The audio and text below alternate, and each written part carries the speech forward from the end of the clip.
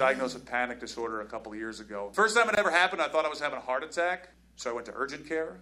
And I found out immediately upon entering that building that those people are not urgent, nor do they care. That is the wrong name for that building. They should change it. That name should be called, There's Doctors Here? Because I'm not sure there were.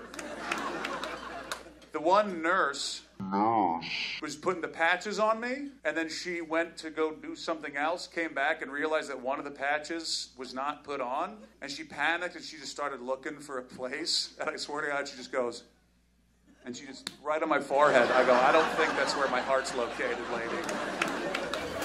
Welcome back to the Tempe Mentality Podcast. I know I've been away. It's been crazy schedule-wise. I've been going back and forth to Jakarta, and I'm going back again to Jakarta 2 days from now. Jesus. But I'm now back, and I'm sorry I've been away. I know there's a lot of... I received comments that says it's been several weeks without the Tempe Mentality Podcast, but now I'm back. And now we have Mike Albanese. Welcome. Hey, bud. Isn't it weird? You said it was weird to be over here. Yeah, well, it's weird to be on your show here because I'm normally over the other side, but I'm happy to be on this side. People have been asking for it. I'm like, why didn't I have... my bad. I should have had you... I'm very upset. This is, in America, you're supposed to ask me first. I am the president of being asked to be on the podcast. But on my part, look at me. I'm stealing your look now. Yeah, you're growing it out a little bit. Yeah, I like it. It's a failure, but we're here now. You moved to Queens, but you look like you're in Brooklyn. So good for you. I don't have the man bun. It's because I don't have hair. I lost. You don't have the man bun. You don't have the top bun. You don't have the side buns. I don't have hair. That's what it is. But now, thank you for helping, buddy. I'm pumped. No, because so the people need to know the last time we met was on my open mic comedy gym. Yeah. And something happened. This is how I know Mike is always there to help and to support, because I think, was it a Russian guy? Or who knows? Yeah. He was drunk. He was drunk. And he was noisy. He was loud. And at first, I was kind of intimidated because I am an Asian. I'm an Indonesian, to be specific. We're not really... Wait, what? Indonesian. But then I remember... Mike stood up and was like, you need my help to sort him out? I was like, no, I'm good. I need to find a way to handle with this person, which I did eventually. Yeah, that guy was blasted. And yeah, you were like, Mike, can you help? I was like, if you need my help. But he sorted himself out. When because he was, I think he was about my height. So, but then when Mike stood up, I was like, Mike is about to beat the shit out of this person. Who knows what that guy was on, man? He was scared. Do you know what happened to him, though? I have no idea. He can't go back home because, do you remember that time there was a train derailment? Yeah, and he was just getting hammered at the bar. Yeah. Just covered in vodka. Yeah, but I don't understand. He could have just taken Uber. I mean, he can afford that, what's that jacket he was wearing? Canada Goose. That's an expensive jacket, right? Oh, yeah. Yeah, I mean, and he can a really afford bad that. jacket. Don't buy Canada Goose. They rip geese feathers off their bodies. Yeah. It's silly. Yeah. And wolves. They shear wolves. I'm sorry. Or whatever. Sorry, they're a sponsor. I didn't mean to. But yeah, so thank you for that. I know it's not just you helping me out with the podcast. It turns out that you can beat the shit out of people. I hear about it all the time every week. You talk about that show. I was like, I'm going to swing by one of these days. Yeah. And it was a fun time. Yeah, it was great. It was great. Some real weirdos on that show. Well, I'm no longer. You're out? I'm out of the producers club. Hey, I'm sorry to hear. Or congratulations. I don't know which one it is. Well, to be honest, I don't know myself. I just received a DM that says that I'm not allowed to be working there anymore. What is it? Did no reason? I have no idea. What's your thoughts? I have no idea. Really? Because there were no beef. We were just fine. The last time I was there, it was just everything was great. Probably closed. Well, but yeah, so that's that. But now I get to talk to you and get to know more about you. I'm pumped. Let's do it. The thing that I really wanted to know is you're from You're from Atlanta? Yeah, that's where I started comedy, and I lived there when I was a kid. Philadelphia originally, then moved there when we were younger, and then that's where I started stand-up. Yeah. Because your parents... Yeah, my dad his company got transferred, and then the week he got there, they closed. And they were like, well, now what do we do? So he did the natural thing, and he goes, I'll open up a used car lot. So I was raised by a used car salesman. Wow. Yeah, he was always in the car business, so he was like, I'll figure it out. And he bought a little plot of land, or rented a little plot of land, and then How old were sold you? cars. You moved to Atlanta? Like third grade, second or third grade, so pretty young. Yeah. So... What was it like? I don't think, maybe you don't remember a lot about being in Philadelphia. Yeah, I do. Because we you used to do? go back all the time and visit. So the rest of my family still lives there. Yeah. It's because I have no context. Is it a very different city vibe? Different from the rest of the country. Which one? Philly. Philly. Yeah. I've been to Philly. It's a culture shock in Philly and in the South. It's equally the same. Philadelphia Really? are just northern rednecks. That's all it is. Yeah, because I know it's a. They call it the historic city because it used to be the capital of... Yeah, it's the first city, I believe, and like the oldest street in America is there, and Really? the worst accent in America is there. They've got a lot of best and worst. There's a Philadelphia accent? Oh yeah. Really? Yeah, they all talk like this. They all sound like they're they don't know where they're from. Oh, okay. Oh yeah, everything. I love my cousins to death. My family's the best, but they all say yes and no at the same time. That's like a Philly thing. Ask me any question, I'll answer it in Philly. Is it a bigger comedy scene in Philly? Or yeah, no, no. It's no, yeah. It's like, well, which one is it, man? Is it no or yes? Yeah. But Atlanta, I think there's a Instagram account. I think it's called Comedy Hype. Is it? Do you know what this is? I don't know. Maybe. I think it's in Atlanta. But what was it like, comedy scene in Atlanta? It's great. It's a great place to hide.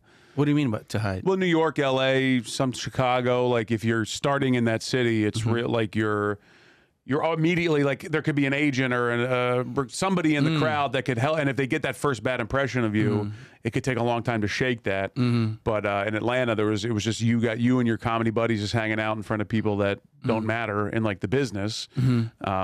So you could fail a lot without really like being like, oh, I can't believe so and so was at that show where there was these big comics and they're never going to think I'm funny. Yeah, I understand. So it's a good place to own your skill before maybe. Yeah, before people actually see it. Yeah. And when you start doing stand up, when was this? How old were you? I was 26. 26. And I just turned 40. Isn't that a little bit too late to do? I mean, a lot of people in... How old were you when you started? Good point. How old were you? I don't know. I was 30-something when I started. No. Maybe a little too old. How were you? I was 52 when I started. I can explain, okay? Indonesia, the comedy scene just blew is out. age different there? No, it's 2000. There were no stand-up before, Mike. Okay. It was 2011. You were a pioneer. Yeah, you pioneered it. Yeah. Kinda, a little bit. Who came before you? Is there like you're the Jerry Seinfeld? I would like if you were to pick the Mort Saul. Were you the Mort Saul of the Mort Saul of comedy?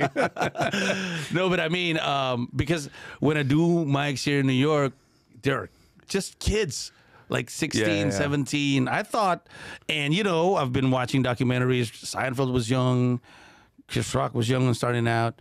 So you were doing something else prior. Yeah. So comedy wasn't originally. You didn't set out to be a comic. I wanted to be. I was in a band for a long time. I was a musician for a while, and then I wanted to move to LA to make it as a rock star. Here I am. What kind of music? I was a drummer in a band, and then I got a job and chased a girl to Florida and got engaged. That fell apart. Oh. Yeah. Wow. Yeah. I'm on my second engagement now, so. That is fast. That is everything crossed. crapped into. There's a lot of drama in that couple of seconds. Well, I was very insecure, and I'm sure she's a great person. I haven't spoken to her in 15, 16 years maybe, but I'm sure she's great. We just weren't compatible, but I was very insecure, and she was incredibly hot. So I was like, this is the best I'm ever going to do. Okay. And she was. But so you were doing music for a while. Yeah, and then I took a job in Florida. I got a real sales stiff job and hated every second of it. And then I stole a client from that company and then started my own company just to work that client's gig. and then they got sold, and then the whole thing ended what I was doing, and I was just kind of sitting around like I don't know what to do. Ended my engagement, and then my buddy Bob Place, shout out, great guy, Atlanta guy, super funny. He been doing comedy since he was like 14. He was like, they would sneak him into clubs and get, you know, because he couldn't be in there. And he, so he and I, he was like, he'd gotten a couple DUIs. This is not, I'm sure he doesn't care that I'm talking about this.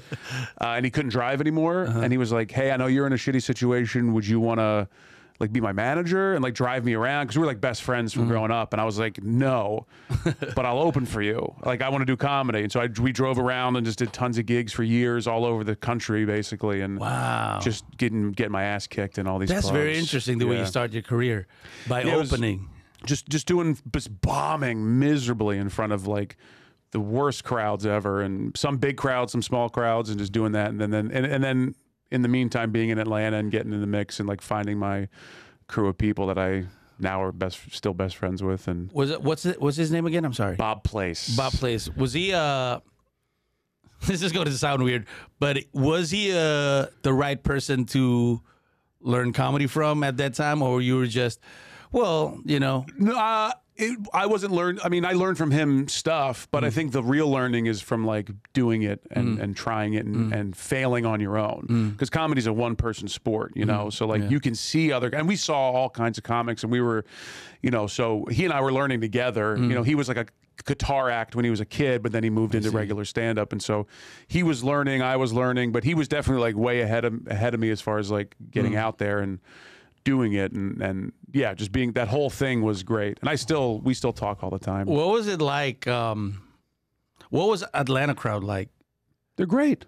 I mean, compared to New York, I mean, New Yorkers are just, you know, I think they're just used to stand-up, so they're a bit jaded about it. I think New York is great, but I think packed houses in smaller cities are better. Because they're more excited. Like they don't have 5,000 shows going on at once, and they're like, oh, fine, I'll go to comedy again. Like it's more of an event for non-big cities. And Atlanta's a big town, but it's not New York. So I think that there's a little bit more like they're more excited to be there. You know, they don't have an expectation of like, well, where's Colin Quinn? Isn't he supposed to be dropping in? Or, you know, there's no expectation of like a big name showing up. So they're just there to have a good time, right? So which I think is great. This is because I don't really know, but what are the big comics that come from Atlanta? There's a lot now that have come from Atlanta. You know, Clayton English won the very last comic standing. He's an Atlanta guy. You know, you could technically say Matt Rife, because his manager was in Atlanta, and he kind of started building him a little bit in Atlanta. Big comic, big chin. I mean, you could take your pick as to what that is. Yeah, there's a ton of great comics. There's Catherine Blanford, who's a friend. She does arenas with Bert Kreischer now. Like, so there's a lot of great comics that have done good stuff in Atlanta. At one point, did you felt like that click when you know? Oh, now I know more about, you know, writing jokes, and I'm starting to feel like I'm probably better. not till I moved to New York. Oh, really? Yeah, because when I was in Atlanta, like, because it's a smaller town. It was, and look, all this is going to sound like I'm boasting, but it's not. Like, this is purely just how it worked for me, at least. Was because I'm a good talker, I'm a good bullshitter, so like I was able to like get to a position in Atlanta, like as far as like I could work all the clubs and I was making money and I could do the road a little bit. That wasn't an indication of skill whatsoever. That was just I made friends, and it was like just one of those things. And I realized that I was not getting better at comedy. I was just good at booking myself, and I was very comfortable doing what I was doing, which wasn't like great comedy. And so I just made the call. I was like, I have to either stop doing comedy, because I don't want to do what I'm doing forever, or I got to take it to like New York or LA and like really actually try to figure it, kind of like what you did. I really need to just figure out and go to the place that's going to make me better, or that'll make me decide whether or not I can do this at all. So when you moved to New York, you already did the Atlanta festival, the comedy festival? No, so actually the year that we moved, me and my buddy Gilbert moved to New York. That year we planned the first festival. I'm always interested. We had a little bit of a talk about that Atlanta Comedy Festival. What was it like running a festival? It has to be Awful. but you're doing it for I don't know. You tell me, and maybe I'll find a reason. Because start maybe, shouting out reasons someone would do a festival, and I'll tell you if any of them right, because I have no idea why. because I know it's just, oh man, managing a lot of comics to be performing in one festival is a pain. It's really not like the And comics. sponsor-wise, That's the money is the whole thing that Yeah. sucks. Is that, and we even have it on our website. It's Red Clay Comedy Festival in Atlanta, May 9th through 11th. Shout out. But I put it on the website like for the submissions and stuff because comics submit and then it goes through a whole submission process. And thankfully we don't do that. Like we have other comedy adjacent like managers, agents that don't have any relation to the comics that they're looking at, so that it's as fair as possible. I see. But I say on there, like, I put a live every year. I put how much money we're in debt or that we're in the hole that we've lost. So like, hey, if you think that we're scamming you for the submission money, because that's a big Where did you thing. put it? It's on the submission website. It's on the Really? submission. It's the other thing, like, note about submissions. If you hate submitting for paying for, we hate taking that money. And here's how much we've lost to date. Like, there's no boat. Like, we don't have like big parties and we're not popping bottles with your money. Like, we are currently, I think we're 12,000 in the hole right now we're coming up on our 9th year. So it's like, no one's cashing in on your, like, so, but if you don't want to submit because you don't like paying, don't submit. Like, I don't want you to feel like you got to submit. But then why are you still doing this? 9 don't years know, in. 9 Pandji. years in. Because if maybe anybody else doing another festival? There Nobody. are other festivals, but it's No, in Atlanta? there is one West End Comedy Festival that just started, and there's other like and Laughing Skull Festival has gone on since before us, but they don't do headliners. Like we're more of a headliner festival. Laughing Skull is a great festival run by great people, but it's not. It's all like up and coming comics. There's no. We bring in headliners and like I see. ticket sellers type of thing. Wow. So this is more of like a all encompassing. So it's up and coming. There's brand new comics that host shows, so we kind of do the whole thing. I really, if you really want to know the truth, now that I'm thinking about it, since we're sitting here, I think I just want to get my money back. I think I'm chasing good money after bad money, and I just want to like zero out. But no, it is we do love doing it, and it's a fun time, and I like the merch and the designing and the booking and the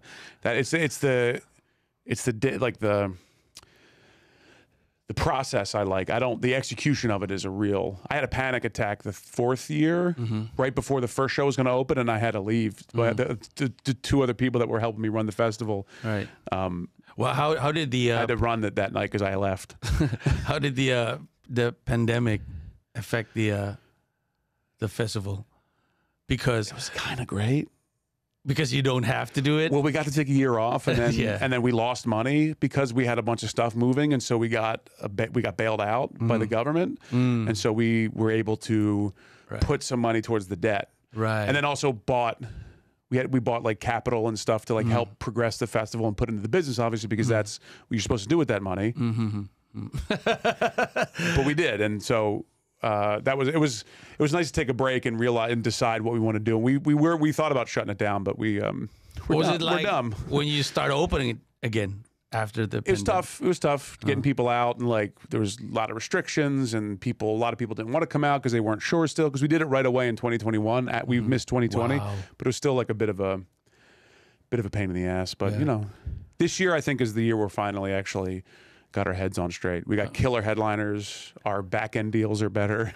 Our hotel deal is better. Like we've learned.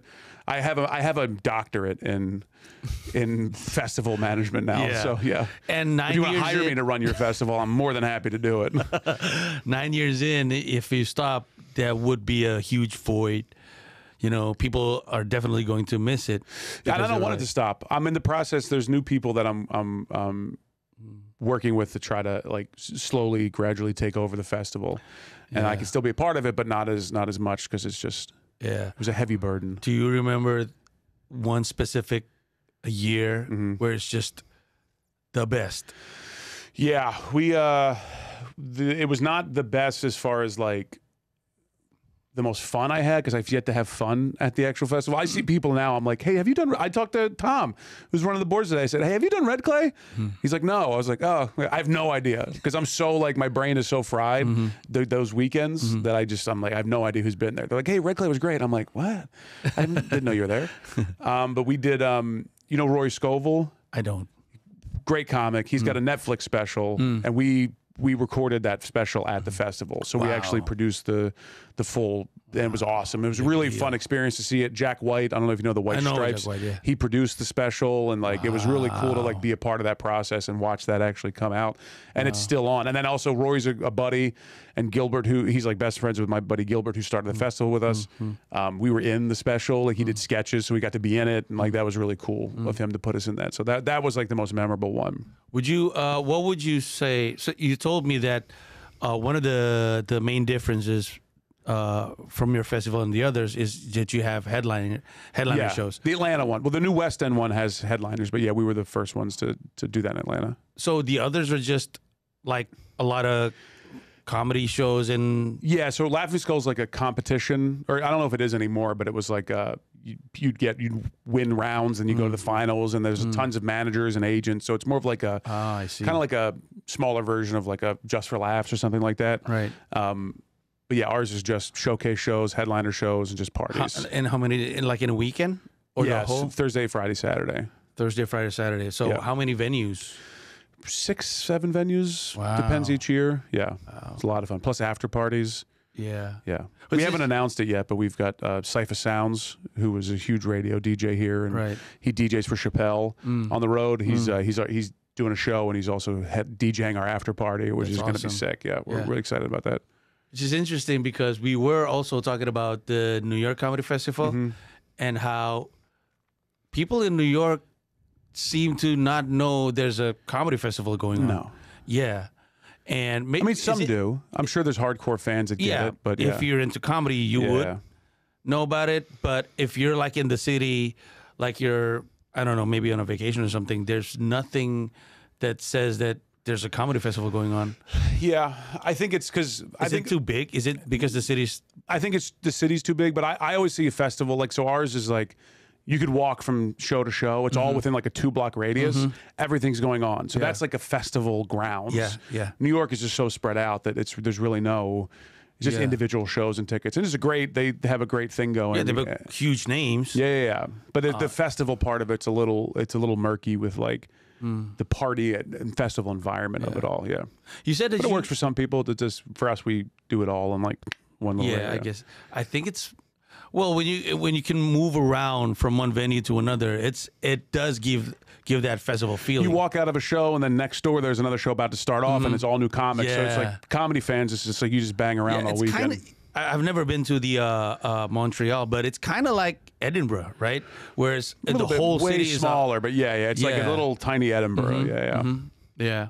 I think Edinburgh is the I don't want to say what's the pattern that people are trying to get to, because every comic in New York wants to go to Edinburgh and they go home with a lot of stories, and so it sounds interesting, and I feel like that's the way to do it. I'd love to do Edinburgh. It's just expensive, you know.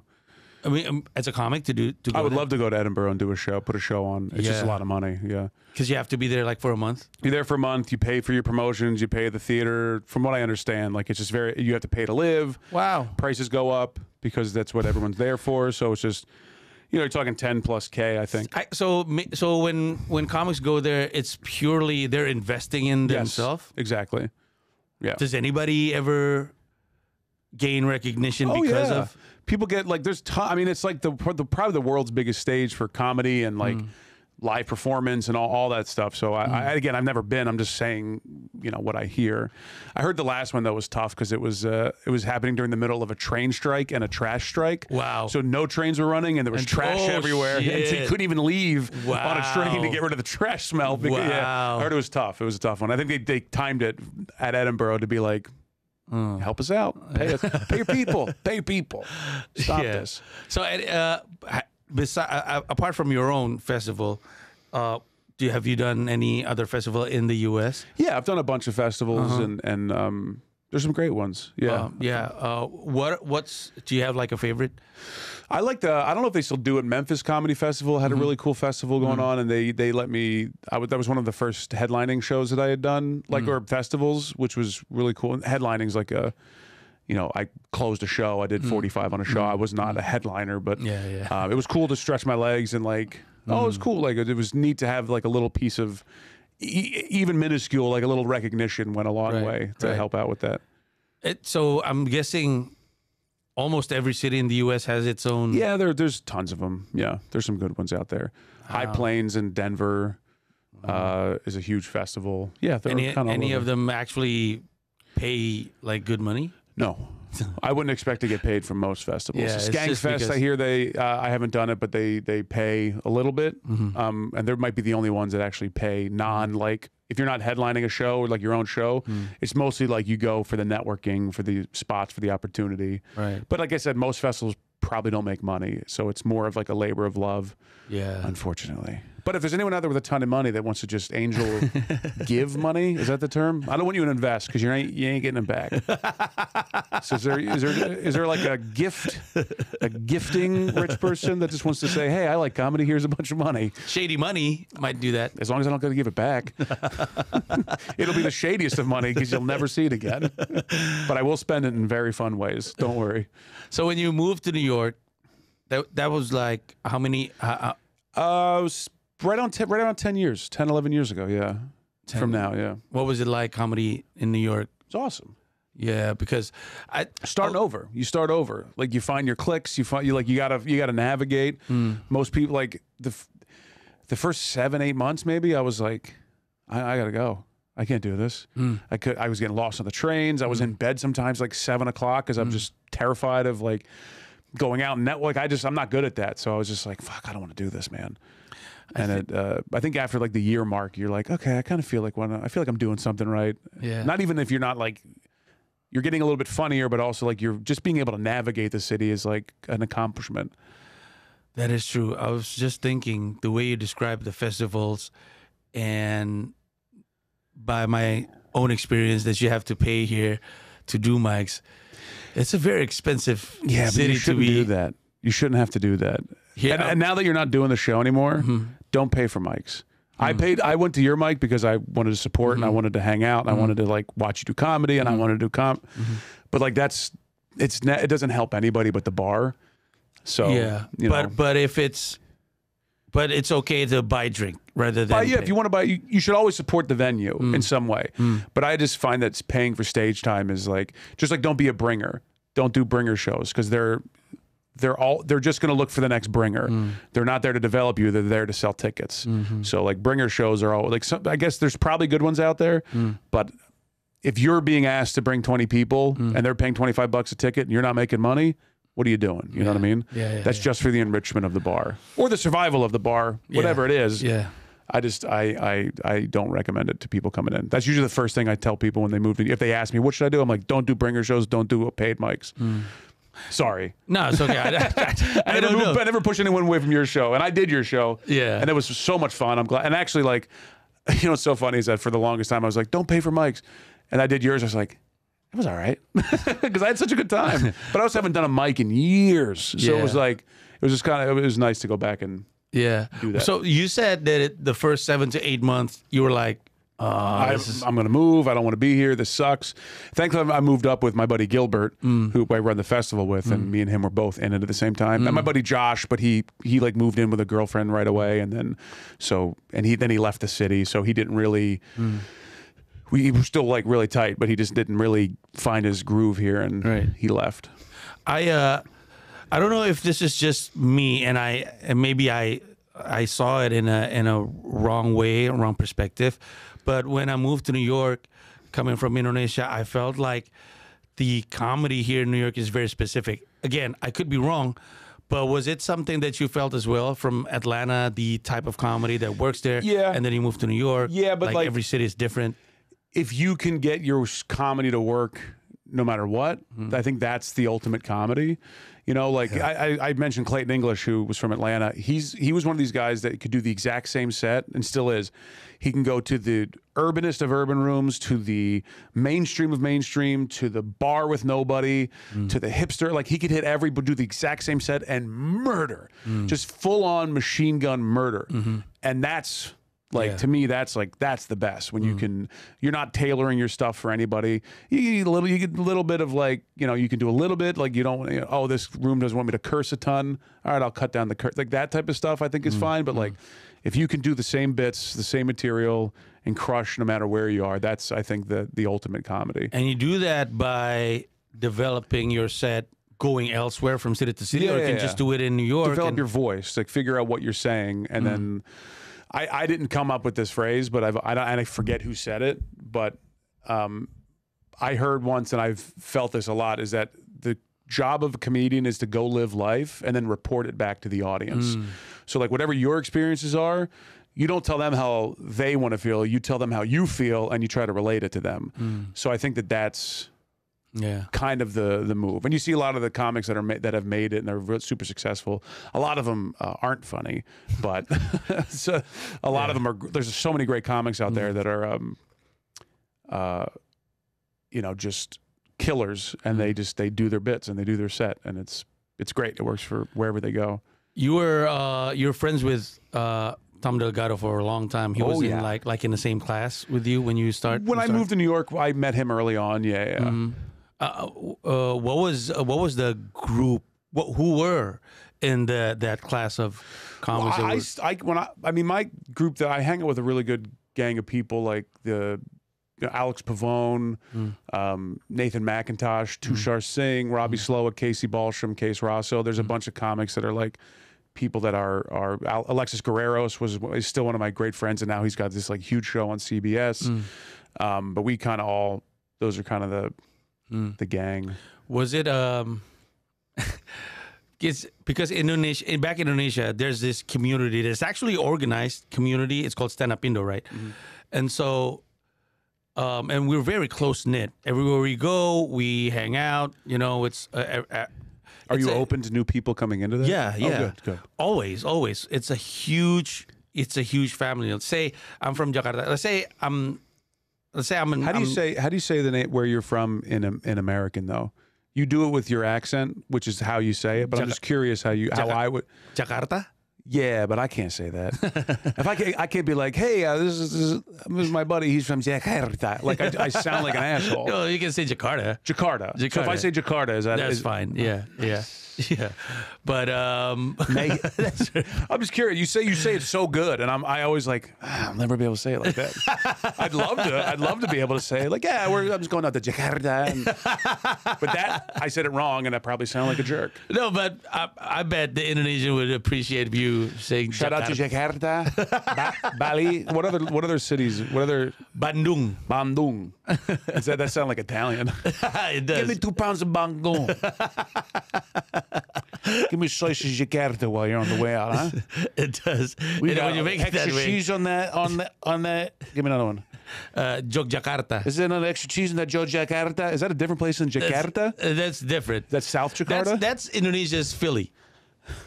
That's Indonesia's Philly. Jogjakarta. So that's where all your trash goes? I'm kidding. I love Philly. You know what? Funny thing is, there was also a trash problem in Jogjakarta. There you go. There you go. And what, Jakarta? Jogjakarta. Jogjakarta. Yeah, Jogjakarta. Did I sound like an asshole, or did I actually? Be serious. No, you got it. All right. I don't believe you. No, I'm saying just when I move here, everything is so. I think I don't know if this is the right term, individual. They're not grouping, like there's no. I mean, there's friends that hang out. Yeah, and cliques. Yeah, but I think there's certain areas I think that are cliquey in certain people, but like you don't not really in a good way. Nah, some maybe not. But Yeah. I think there's like certain locations but they don't go anywhere else either. They kind of stay with themselves and do their own little shows. That sounds rude. That's not what I mean. I mean like they do their own thing and that's that. And that's fine. Like I don't want to get into that. What doesn't bother me. Yeah, was that one of the things that kind of makes it hard for you to navigate doing stand up in New York because also everyone's trying to do their own thing, and everyone's like, I gotta go, and everyone's trying to do 4 or 5 spots a night or whatever, especially early on, and so they're like, you either go with them or you go do your own thing, and like you're kind of always mixing and mingling, and you know, it's just kind of, I think getting used to being on your own and being with groups is like important. Like you want to hang, oh cool, I got another show, or I'll go with you. Oh, you're going here? I don't got nothing, I'll go with you. You know, go do the thing. I turned into a yes man when I came to New York. That was another thing, is that I'm pretty, in like my real life, I'm pretty introverted. Like I like being alone. I like kind of being insular a little bit, but when I came to New York, I was like, I need to just say yes to things I wouldn't want to do. One, because it'll take me to places that, new shows, new people, whatever. But also I find that I get better experiences that way. Being like, oh, I don't want to go do that. Like, I should do it because I don't want to. And I'll get a good story out of it. And I can maybe use that for the stage or something. Is that something that you would recommend to anybody starting out in New York? Yes. Just say yes, man. Just be. Go. Just what there was the Creek in the Cave was a club for a long time in New York. It's gone now. They moved to Austin, actually. But there was a sign in the bathroom that you'd always see it was grimy and grungy, the whole, you know, but the bathroom, it said, you didn't move to New York to watch TV. And it was kind of like a thing to like, go see shows. Wow. It was to the customer, but it's also like, if you're at home and you move to New York and you're like, it's like, did you move here to sit on the couch and watch sports, or did you move here because you want to be a comedian? Go get out, stop, you know. And it's like it's a good like, man, I gotta go. Even and especially when I don't want to do it, that's when I find I'm the most successful in like, oh, I wrote a new bit on the train, or I worked on a new bit in the way, and then someone threw me on the show because I was there, and then like, oh, you got another, you know. So there's always something cooking while if you're out, because you didn't move to New York to sit at home. Yeah. You know, that's not why we're here. And also, like, if I don't have anything going on, if I'm not booked, and I'm like, I really don't want to go out and like do shows, and my brain is fried, I'll go to a Broadway show. I'll go hit a restaurant I've never been to, even like it's just a shithole little place. Like I love going to seeing shows, and I'll go see magic shows. Like I just love being a part of like the live entertainment thing. So I just, it's just great. New York's the best. I don't know if although I've never been to Jakarta, so I don't know. That could be better. We only have one comedy club in the country, and it's yours. It's mine, but you know, it's only one. Fine, I'll do it. I don't know if this topic, I find it's kind of sensitive for some people. Let's go. No, but is getting a pass still a thing? What does that mean? Getting a pass at comedy clubs. Oh, getting passed. Yeah, getting passed. Yeah, absolutely. Because sometimes I meet a lot of comics. I think they're hilarious. They've been doing stand-up for years. I thought you meant like get a pass, like I can be racist. Still haven't found that one. Trying my hardest, though. But yeah, because some comics, it's like they don't want to even talk about it anymore. Like it's not even... Yeah, getting a pass is something, but you know, but like, right now, what I think is what sucks is that like everybody's fighting for the same stage time and the same club spots. So if I say, "Here's my buddy Pandji, he should go," you should look at him. You might end up taking my spot, or like there'll be less if you get passed. There's less spots for me. So I'm not saying I would say, but I'm saying like that's in the subconscious of people being like. There's only so many spots to go around. There's so many comics right now that it's like I don't want. It's just tough. And then also if I recommend somebody and say, oh, you should see this person, and they don't work out, then they might not trust my judgment. And you know, so there's like there's a lot of like background like brain stuff going on that make people say I don't want to put you on or whatever. Yeah, it makes me feel like in New York it's not enough just to be funny. Never has been. Comedy's never been about being funny ever. Tom. No, it's not. What is it about? Funny is funny first, for sure. And the funniest do rise, but it's networking. It's how good are you at this? How good are you at yapping? How good are you at mingling? How good are you at, you know, networking yourself around? How strong is your social media game? How strong is how many followers you got on Instagram? You know, it's like there's so many more pieces to the puzzle than back in the day when it was just like, oh, you're funny, get up here. Or you're white, get up here. God, I wish I came up in the 80s. Yeah, because I don't know. I have only gotten a pass in one club, and this is so foolish of me. I was like, oh, finally I got a pass on a comedy club. But then I realized getting pass just means that your email is now on their Yeah, now they can list. just ignore your avails email. Yeah. I was like, they ask me every week, am I available on the week? I'm always available, never getting booked. You know what's crazy? There's a comedy group that books a lot of clubs in the country, and I got passed by them, and this is years ago, and they would send me the avails. They'd email me direct and say, hey, are you available this date? And within seconds, yep, no response. And so finally I said, you know what? Actually, I think Gilbert, my buddy Gilbert Lowen, he told me, he goes, I just told him to fuck off. Wow. Like I just told him, like, hey, you know what? Don't send me these avails. You guys don't book me, so don't send. So I did that, and they replied immediately with a bunch of confirmed dates. They're like, hey, these are yours if you want them. Wow. So I just emailed him. I said, hey, man, just go ahead and take me off the avails because I reply, you never book me. No harm, no foul. You guys don't want to work with me, that's fine. Take me off. I don't want these emails anymore. And then they book you. Oh my God. And I don't think that would work in New York at all. They'd be like, goodbye, bud. Sayonara, sucker. But then, you know, if that's the I'm trying to figure out the word for it, but imagine how many clubs you have to get past to get regular. If that's the way it is, if that's like sometimes you get booked, sometimes you don't, right? Yeah, the hang I think is important though in New York. What do you mean by that? Like anywhere really in any comedy scene is hanging out. So like if you don't have shows tonight, go look at this. Go look at the calendars of all the shows that are going on at the clubs, and then I know that guy. Hey, I'm swinging by near comedy club. You know, like being around the clubs is also important to politicking. Yeah, but you don't have to be like, hey, I'm Pandji, I'm here, I'm the guy. You know, not that, but just being around and like because you want to be around comedy, right? You want to be, so just go Very pop true. into the clubs and say hey, and just see who's you'll run into friends, people, and that's like. Just kind of being in the mix is more about. I wouldn't call it networking because the people that do that is very obvious and it's kind of gross. I see. But just being in the mix, being out there. You don't got shows tonight? Go hang out at shows. Go see shows you like. I want to get on that show. Go, just be around. Just go be around and go with friends that you know are going to be on the show or people you know. They'll introduce you to the booker. Doesn't necessarily mean that they're going, hey, you should book this. But you meet the person and they're like, oh yeah, come to my. Like it's a lot easier than it feels to just go out and be a part of it and be in the mix. I used to think, because I did some research before moving to New York. I used to think that, you know how comedy clubs have comedy classes, like in the yeah. I used to think maybe this is the way to to get booked, and then realize it's really not it. It could be.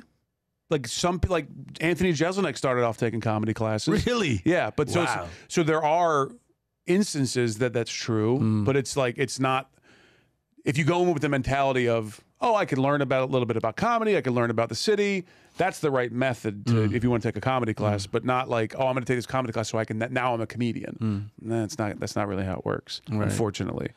So all in all, what we're trying to do as comics in New York is just to be booked wherever, whenever. Yeah, it could be in the club, it could be at a bar. Yeah, could be on a disco stage. Like it doesn't matter. Yeah. Have you ever had that show where? Yes. Wait. Where you are on the same show with somebody who is like, it's either who's somebody famous or you idolize. Because I tell people a lot of the times in New York, I always have this feeling like it's so close but so far. Like, and I don't know how big he actually is, but to be in a show with Nico White, and I was like, wow, this guy's so good. Or Eagle Wit, and I'm like, I'm so close to him, but so far skill-wise. Did you have, shows like that? I mean, all the time. I feel like, but even like just friends that you watch kill, you're like, fuck, yeah, like that's very true. Dang, you figured that joke out, and now you're murdering, But I've done when I was in Atlanta, I had the opportunity to work with a ton like John Lovitz and all these great comics. I have had fun interactions with that. They'll never know who I am when I walk in the door, but like I have that memory and like, oh, I remember how things went and went to radio with these guys or did TV show spots with these guys and like just getting to watch that happen. It's been, it's you. But I think it's more inspiration. It's like, oh man, I'm not doing that, but that's great, and I need to do it. Yeah. Yeah. Every time I watch, not to bring him up again, but Rory Scovel, you watch him and you're like, I'll never be a comedian. If that's what comedy is, I'm never going to be that. Yeah. But it's inspirational to watch, you know. You remember Rashad, right? Oh yeah. Yeah. So when we did that tour in Indonesia, he was in Indonesia. He headlines. Yeah. Like even though it's on my home turf, but he headlines because his really funny. But then I think a week ago on a Monday, we were booked on the same show, and for the first time I saw Rashad did a set in New York. And he is so good. He crushed it. I was like, oh my goodness, this is so far away from where I'm at right now. But that's just for that night though. And just for now. Very true. Use that to be, That's very true. People though. bomb, people do good. And I'm not saying anything against Rashad, but I'm saying like that's just like use that as like a tailwind to figure out what, okay, just absorb it all. Just take it all in, steal his jokes, and then you become famous. And I used to, it's that same gig where I told you the story about I was doing crowd work, didn't do well, and then somebody said boring in the back. It was at the same show. Yeah. And I did well the second time, but it's funny how it was also only 8 people in the audience. And I used to think that, oh, maybe I didn't have a good set. Maybe I should have a specific set for bars and shit. But then Rashad was just being Rashad everywhere. It works. Just do you. Yeah. Figure out what that is and however long that takes. And that's what's going to work, I think, in most places. You were saying about finding your voice as a comic. How long did it took for you? I think I still am. Are you still? I think I'm still searching? looking. Yeah, I think it's. I don't think if someone says I found my voice that they've really found it. I think it's. I see. That's just from my perspective. But like, if you found your voice, that means you stop looking and you stop growing. Like I hate when someone says, "Oh, I'm an expert in this field." I'm like, you're really good at it, but like I don't think there's like 3 experts in the world. You know, because if you're an expert, if you think you're an expert, then you've decided you can no longer grow. Yeah. And they're like, where now? What? You're just gonna be doing the same thing forever? Like, no, I don't think that's true. I think you're lying to yourself. So where do you think you're at right now? Expert. I've expertated this comedy. But are you? No, I mean, look, I went through phases of like before. When I was in Atlanta, I was doing every club, working, making money. Came here, not doing anything, and then I started to build up. I was on the road a lot. I was headlining clubs, and now I can't get some of those clubs to respond to my emails since the pandemic, you know? So it's like, I don't have a draw.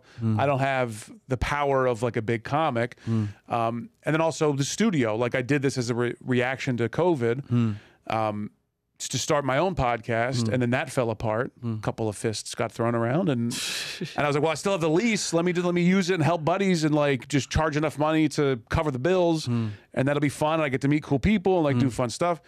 And so like the last 6-8 months, I've really just been in here and I'm not doing tons of shows right now, or I hadn't been, I'm doing more now. But I kind of feel like I went down a real valley of like, I'm not doing tons of shows. I'm not, what am I doing? You know, am I even a comic? And, you know, so that you go through peaks and valleys, I think, in the business. So I think it's always just a learning. Yeah, because and this is my master class on middle act. Middle act master class. That's actually not a bad. That's not bad. That's actually a good title for something. Yeah, because people back in Indonesia like to ask me similar questions, but in the lines of, so what's your target? How do you know if you made it? And I'm like, what's making it in New York? What's starting to make it? Well, I'm here. I physically made it. What are we talking about? Because I felt like, I think the whole idea of being here in New York is just to have a career and then just try to do your best. And just work. Yeah, just work. If I'm working and paying the bills, I got a little money in the bank, I think that's successful to me. Yeah. You know, how much, you know. You talked to a lot of comics that you would look at as like, this guy's crushing, killed it. I bet if you ask Eagle Witt, great guy, I've known him for a million years, he probably wouldn't say he made it. He'd probably like, yeah, I'm just, you know, I'm in a lot of play, I'm getting there. Yeah. But like, and you'd be like, this guy made it, you know, like he's doing it. But like, I don't think he would say that. Yeah. You know, so it's really, you know, again, that's like saying you're an expert. I made it. Some people made it, but I don't know. Who knows? That's also coming from someone who hasn't made it.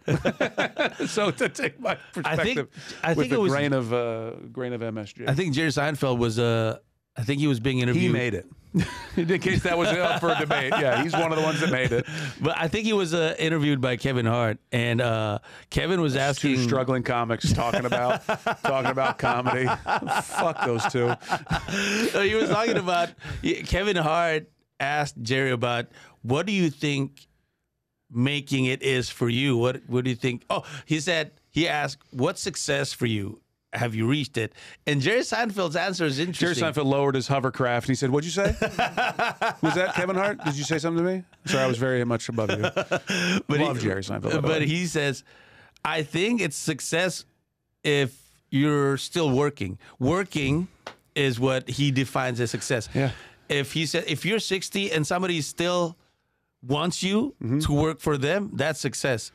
And I was like, well, that's very interesting. Yeah. It means just work. Just work. Just keep working. Keep getting better. Never settle for never settle for standard. You're gonna have those nights that you're just like, I'm just going through the motions because I don't feel I got a million things going on in your head. But yeah, but in general, just keep trying to get better, and all that, and then create a hit sitcom in the late '80s, and then become a billionaire. That's the path. Growing up, who's your You're not comedy gonna hero? like them. Because I had some weird ones. Really? Well, not weird. Like just not like everyone says Carlin, Richard Pryor. Yeah. That's like the thing. Yeah. But mine was Carrot Top. Carrot Top. Love still to this day think Carrot Top's so underrated. Still so have shows funny. in Vegas, right? Yep. I loved Eddie Izzard is probably one of my all-time favorite comics, which is strange because as kids, like my parents knew that he was I'm going to use words that he used at the time, but he called himself a transvestite. That's what he was. He dressed like a woman. He was, he's gender fluid. And I watched the VHS of Dressed to Kill 1,000 times. I can recite it word for word in my head. And he's so brilliant and so funny, storytelling. But guys like that, that I would watch. Martin Short. Martin Short, yeah. Or no, not Martin Short. Why am I not? Who's the Chop and Broccoli? My brain is dead right now. Dana Carvey, sorry. I always get those two names mixed up. Yeah. That special, the Chop and Broccoli special, to me, like when I was a kid, I was like, this is the pinnacle of comedy. Stuff like that, yeah. I saw Carrot Top twice live when I was like 16, 17. I went and bought my own tickets, went downtown to see it. I love it. I love it so much. And if anyone says Carrot Top's not funny, you've never seen Carrot Top and you're just a sad person who can't admit that you like fun stuff. I remember just like fun stuff, for Christ's sake. I think it was Jerry Seinfeld who says that if you don't like Jerry Lewis, you don't understand comedy. Exactly. Yeah. Oh, it's hack. Okay. It's hack only because a million people have done it since him. You look at people would say Jerry Seinfeld's a hack. Yeah. They go, oh, he's just doing this. Yeah, he's the guy that did it though. Yeah. Or he's the guy that did it the best when everyone was doing like some version of that, and he perfected it. Yeah. What are you talking about? Yeah. These guys are incredible. You tell me right now you can't watch Seinfeld from front to back constantly over and over again because it's an incredible show. Yeah. I think a lot of people resonate to Jerry Seinfeld just because of his work ethic that is just beyond belief. And going back to our point about working, I think... Go ahead. I have something to say about that. Yeah, I think it's just, you might or might not like his comedy, but you can't deny his work ethic, and that's called working in comedy. I think that people get bogged down with like, this myth of you got to be up 4 times a night in New York every night. But he could. Jerry's getting booked every night of the week constantly over and over again, even back in the day. That's not the case necessarily anymore. So like while you can, and it'd be great if you could, don't get bogged down with like, I'm not working every night, so I'm not doing comedy. So I'm not a like, no, everyone has their own path, their own pace, and you should try to get up as much as you can, but just because you aren't, it doesn't mean you're not. Like Jerry will say stuff like, well, if you're not doing it every night, what are you doing? Like, I'm trying. I'm at all these shows, no one's putting me up. It's like, just don't let that bog you down. He's right, but that doesn't mean that's the only right. Right. You know? Right. Yeah. Okay. That being said, Jerry Seinfeld, I love you. Please help me. I love Seinfeld so much. Yeah, I do. I have his books and shit. and moving to New York. I think. Did you tell me that you moved to New York and you chose your neighborhood based on music? Or like you heard like rap songs, like where the rich rappers were talking about it, or something like that. What did you say? No, I just I'm only familiar with Brooklyn and Queens because of hip hop. Right. Okay. So you was like, I'll go to one or the other because I'm familiar with it musically. That's so funny. Either I want to be Jay-Z or I want to be with Nas, or 50 Cent in Queens. I thought you said I chose the neighborhoods because if the rich rappers were talking about that neighborhood, I'll go to that one. No, but the unknown rappers are staying out of that neighborhood. But yeah, it's just it's so weird. It's sometimes I feel. Do you feel like doing this is a lonely gig, lonely job? Of course. Yeah. It feels that way to me. I thought it was because I'm just one Indonesian in New York, but then every time I meet comic, it's the same. It's a But lonely. You're only one you. I'm only one me. I mean, I know there's a million people that look like me. Yeah. But my jokes are hopefully what defines me, or my storytelling is what makes me me. Yeah. And if no one ever picks it up or likes it, or I don't get to that level, fine. As long as I'm working and having a good time. Yeah. Yeah, That's it. But there is only one you. Specifically. Yeah. And one you. Alarming. What I'm saying is go back. Sometimes I like to pretend I'm a little bit of a racist. Sometimes. We got Pandji, Jakarta over here. Make no mistake, my guys. Mike Albanese is a very, very kind person. Helps me out with my podcast. This would be Queens less Indonesian again. That's what I'm trying to say. All right. Mike, thank you very much, man. Yeah, buddy. This is almost an hour. It's almost an hour. Thank you very much. I hear that all the time. But that now, was it. I feel we just got warmed up. Yeah, we'll do another hour. Yeah, for the Patreon. And I'm very sorry if I've been away, but I'm trying to be consistent with this because schedule-wise been crazy. But hopefully, after this trip I'm going to do in a couple of days, I'm not going to be going back and forth as much because by this time they took his passport. They finally captured me. They found the secret compartment in his luggage with you know what. Who knows what. Anyway, thank you very much. I'll be seeing you guys in the next episode of the Tempe Mentality Podcast. Thank you.